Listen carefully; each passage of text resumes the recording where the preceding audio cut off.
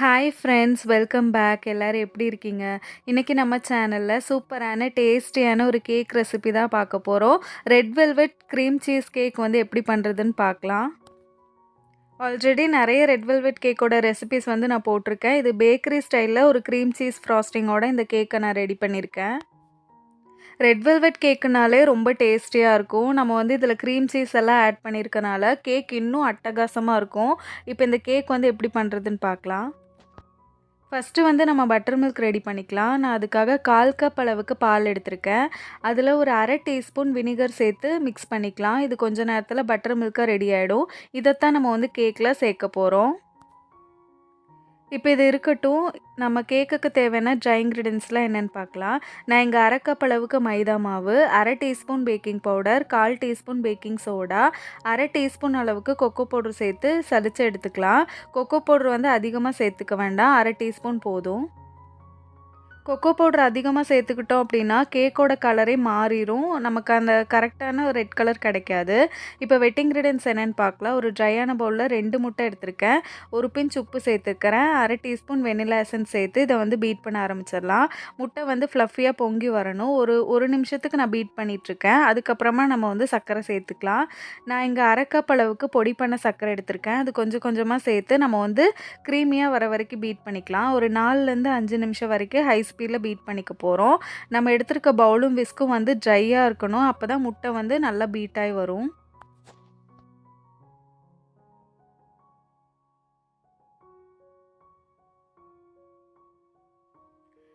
இப்போ ஒரு 4லேருந்து 5 நிமிஷம் வரைக்கும் ஹை ஸ்பீடில் நான் பீட் பண்ணிட்டேன். கடைசியாக இதில் 2 டேபிள் ஸ்பூன் அளவுக்கு சன்ஃப்ளவர் ஆயில் சேர்த்து பீட் பண்ணிக்கலாம்.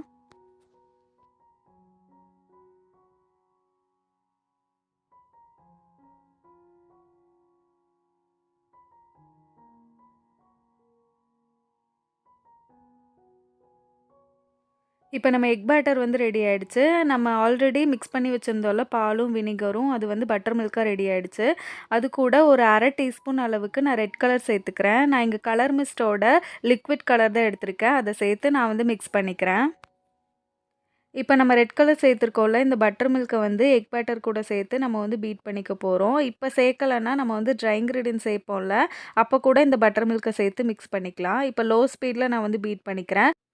சில பேர் வந்து எனக்கு பெர்ஃபெக்ட்டான ரெட் கலர் கிடைக்கலன்னு சொல்லியிருந்தீங்க. நீங்கள் நார்மல் ரெட் கலர் யூஸ் பண்ணுறதுக்கு பதிலாக சூப்பர் ரெட்டுன்னு கலர் இருக்குது. அது யூஸ் பண்ணிங்கன்னா பெர்ஃபெக்ட்டான ரெட் கலர் வந்து உங்களுக்கு கிடைக்கும்.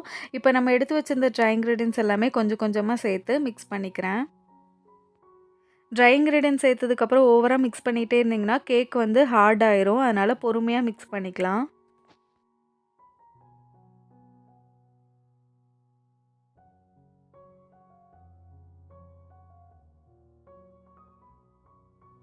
இப்போ எனக்கு வந்து ரெட் கலர் பத்தாத மாதிரி இருக்குது. அதனால இன்னும் கொஞ்சம் கூட ரெட் கலர் வந்து நான் ஆட் பண்ணிக்கிறேன். உங்களுக்கு எந்த அளவுக்கு கலர் வேணுமோ அந்த அளவுக்கு நம்ம வந்து ஆட் பண்ணிக்கலாம். இப்போ நான் இங்கே 6 இன்ச் கேக் பேனில் பட்டர் பேப்பர் போட்டு க்ரீஸ் பண்ணியிருக்கேன். அதுக்குள்ளே ஊற்றி பேக் பண்ணி எடுத்துடலாம்.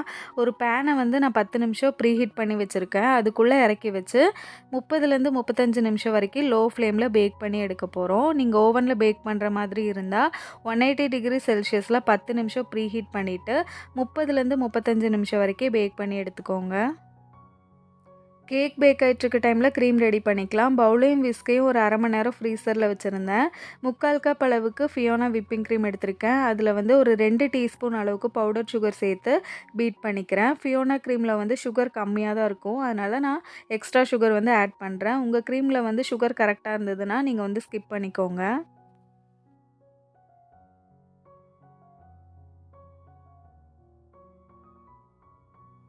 இப்போ விப்பிங் க்ரீம் வந்து ஸ்டிஃப் பிக்ஸாக ரெடி ஆகிடுச்சு. அடுத்ததாக நம்ம வந்து க்ரீம் சீஸ் எப்படி ஆட் பண்ணுறதுன்னு பார்க்கலாம்.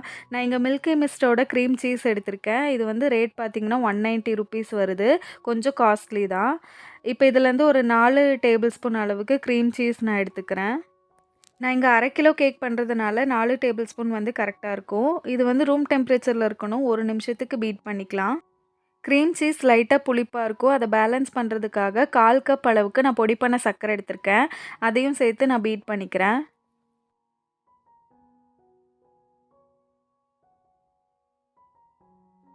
கடைசியாக இது கூட 1/2 டீஸ்பூன் அளவுக்கு வெனிலா எசன்ஸும் சேர்த்து நான் பீட் பண்ணிக்கிறேன்.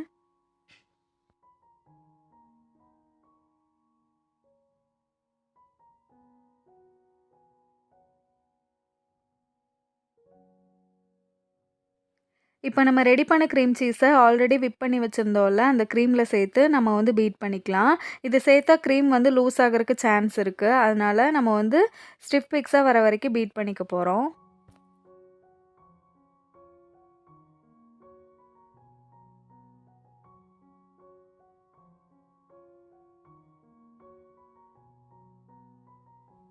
அவ்வளோதான் நம்மளோட க்ரீம் சீஸ் ஃப்ராஸ்டிங் வந்து ரெடி ஆயிடுச்சு. இப்போ கேக்க பார்க்கலாம்.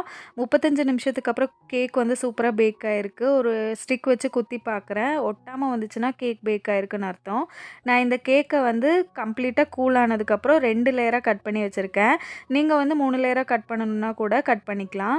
இப்போ கேக்க ஐசிங் பண்ண ஸ்டார்ட் பண்ணிடலாம். ஒரு டர்ன் டேபிள் மேல கேக் போர்டு வச்சுருக்கேன். கொஞ்சமா க்ரீம் தடவிட்டு ஃபர்ஸ்ட் லேயர் கேக்க வச்சு சுகர் சிரப் வச்சு வெட் பண்ணிக்கிறேன். சுகர் சிரப் கூட நான் ஒரு 2 டேபிள் ஸ்பூன் அளவுக்கு மில்க் மேடும் சேர்த்து மிக்ஸ் பண்ணி வச்சுருந்தேன். அப்போ வந்து கேக் டேஸ்டியாக இருக்கும். இப்போ ஃபஸ்ட்டு லேயரில் வந்து நம்ம ரெடி பண்ணி வச்சுருந்தோம்ல அந்த க்ரீமை வந்து நான் சேர்த்துக்கிறேன்.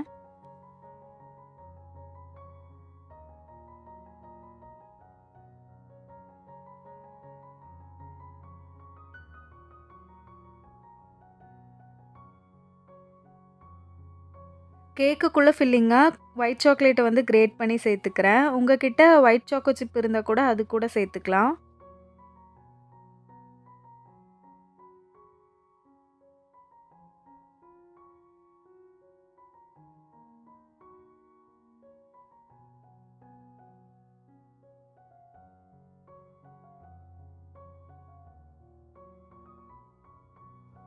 கடைசி லேயர் கேக்கை வச்சு சுகர் சிரப் வச்சு வெட் பண்ணதுக்கப்புறம் கொஞ்சமாக க்ரீம் கொடுத்து இந்த கேக்கை வந்து க்ரம் கோட் பண்ணி எடுத்துக்கலாம். க்ரம் கோட் பண்ண கேக்கை 10 நிமிஷம் ஃப்ரிட்ஜில் வச்சு செட் பண்ணிவிட்டு வெளியே எடுத்துகிட்டு ஃபைனல் கோட்டிங் கொடுத்துக்கலாம். கேக்கு 2 லேயராக கட் பண்ணும்போது ஒரு சின்ன பீஸை வந்து டெக்கரேட் பண்ணுறதுக்காக எடுத்து வச்சுருந்தேன்.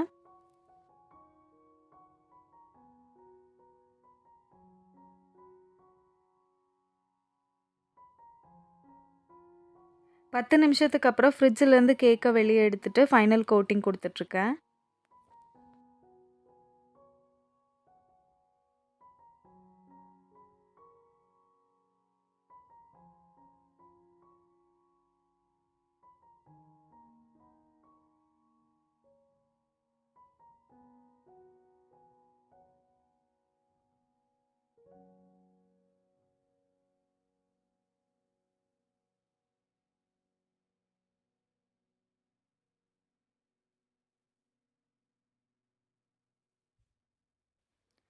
கேக்கோட சைட்ஸ் எல்லாமே நான் கேக் க்ரம்ஸ் வச்சு டெக்கரேட் பண்ணிக்க போகிறேன். அதனால் ஓரளவுக்கு ஃபினிஷ் பண்ணி எடுத்துக்கலாம். ஒரு சின்ன கேக் பீஸ் வந்து எடுத்து வச்சுருந்தேன்னு சொன்னேன்ல, அதை வந்து லைட்டாக பேனில் போட்டு ஹீட் பண்ணிவிட்டு மிக்சியில் க்ரஷ் பண்ணி எடுத்திருந்தேன். அதை வச்சு கேக்கோட சைட்ஸ் எல்லாமே டெக்கரேட் பண்ணிக்கலாம். ஒரு பைப்பிங் பேக்கில் ஸ்டார் நாசில் போட்டு க்ரீம் ஃபில் பண்ணியிருக்கேன். அதை வச்சு கேக்குக்கு மேலே வந்து டெக்கரேட் பண்ணிக்கிறேன். ஒரு சிம்பிளான கேக் டெக்கரேஷன் வந்து கொடுத்துக்கிறேன். அவ்வளோதான் ஃப்ரெண்ட்ஸ், நம்மளோட சூப்பரான டேஸ்டியான 1/2 kg வெயிட் வர red velvet cream cheese cake வந்து ரெடி ஆகிடுச்சு. நம்ம கேக்கு அப்புறமா க்ரீம் சீஸு ஒயிட் சாக்லேட்லாம் ஆட் பண்ணியிருக்கனால கேக் வந்து ரொம்பவே டிஃப்ரெண்ட்டாகவும் டேஸ்டியாகவும் இருக்கும். நீங்களும் இந்த கேக் ரெசிப்பியை கண்டிப்பாக ட்ரை பண்ணி பாருங்கள். நம்ம சேனலை ஃபஸ்ட் டைம் பார்த்துட்ருக்கீங்கன்னா சப்ஸ்கிரைப் பண்ணிக்கோங்க. இந்த வீடியோ பிடிச்சிருந்தா லைக் கொடுங்க. அடுத்த வீடியோவில் பார்க்கலாம்.